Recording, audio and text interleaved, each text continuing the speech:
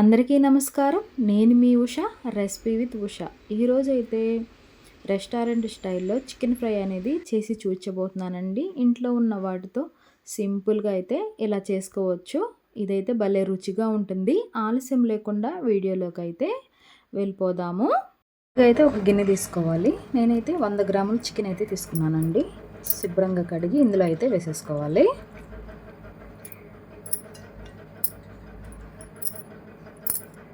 ఇప్పుడు ఇందులోకి పసుపు, కారము, ఉప్పు, నిమ్మరసం టేబుల్ స్పూన్ వరకు ఉంటుంది పోసేసుకుని ఇది మొత్తం అయితే కలుపుకోవాలి. ఇలా అయితే కలిపేసుకొని పక్కకైతే పెట్టేసుకోండి. స్టవ్ వెలిగించుకొని కడాయి అయితే పెట్టుకొని అందులోకి 1 టేబుల్ స్పూన్ నూనె అయితే పోసుకోవాలి. ఎక్కువ వద్దండి, 1 టేబుల్ స్పూన్ అయితే సరిపోతుంది. ఇప్పుడు ఇందులోకి దాల్చిన చెక్క, 3 లవంగాలు, 1 స్టార్ పువ్వు, 1 యాలక్కాయ, ధనియాలు, సోంపు పువ్వు, అలాగే మిరియాలు, జీలకర్ర వేసేసుకోవాలి. అలాగే 5-6 ఎండుమిరపకాయలు కూడా వేసుకోవాలి. ఇవి ఫ్రై చేసుకోవాలి.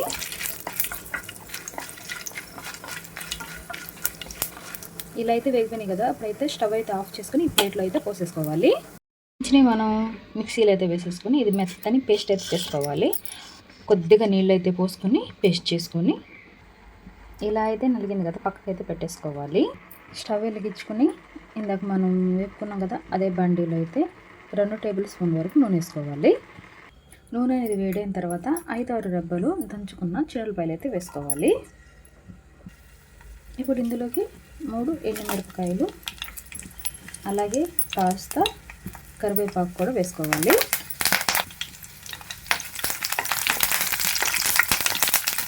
ఇలా వేగిన తర్వాత ఒక మీడియం సైజు ఉల్లిపాయ చిన్న ముక్కలుగా కట్ చేసుకొని వేసుకోవాలి. ఇలా అయితే కలుపుకోవాలి. ఉల్లిపాయ అనేది మగ్గేంత వరకు అయితే ఉడికించుకోవాలండి.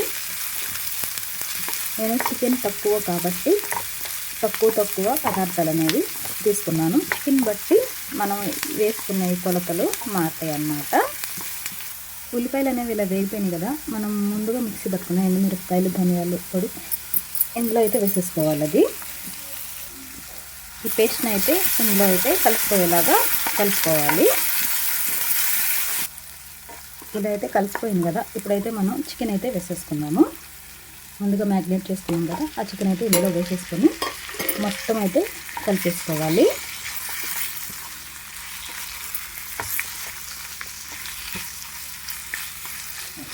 మనం మిక్సీ పెట్టుకున్నాం కదా, అందులో కొంచెం అయితే నీళ్ళు పోసుకొని ఇందులో అయితే పోసేసుకోవాలి. నీళ్ళు అయితే ఎక్కువ పోయొద్దండి.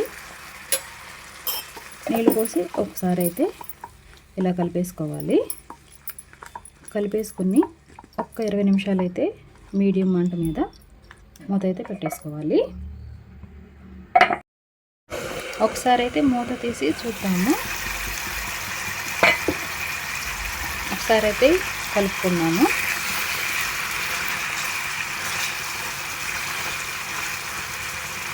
ఈ వాటర్ అంతా ఎగిరిపోవాలి, అంతవరకు అయితే ఉడికించుకోవాలి. ఈలోపు మొక్క కూడా ఉడికిపోతుంది. మరొక 10 నిమిషాలు అయితే మూత అయితే పెట్టేసుకున్నాము. మధ్య మధ్యలో కలుపుకుంటూ ఉండాలండి. మూత తీసి చూపిస్తున్నాను. చూడండి ఎంత కలర్ఫుల్గా ఉందో.